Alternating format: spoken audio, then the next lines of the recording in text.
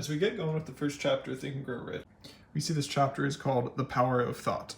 And right from the get-go, we see some of the power of this. It says, truly thoughts are things, and powerful things at that, when mixed with purpose, persistence, and a burning desire for their translation into riches or other material objects. The start of this chapter talks about a man named Edwin C. Barnes and how he was driven and had a plan to go into business with Thomas Edison. The book talks about how he translates this desire into reality and how one of his chief characteristics of Barnes' desire was that it was definite. This is a man that didn't have status, didn't have money, and had no relationship with Thomas Edison, the great inventor. But he put it in his mind that he was going to go into business with him.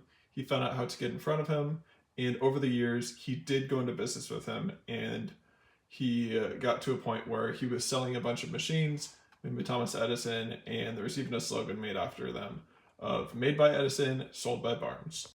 A big takeaway from this section is this. The book says, just what young Barnes said to Mr. Edison on that occasion was far less important than what he thought. Edison himself said so. It could not have been the young man's appearance that got him his start in the Edison offices, for that was definitely against him. It was what he thought that counted. But after this snippet we see, if the significance of this statement could be conveyed to every person who reads it, there would be no need for the remainder of this book.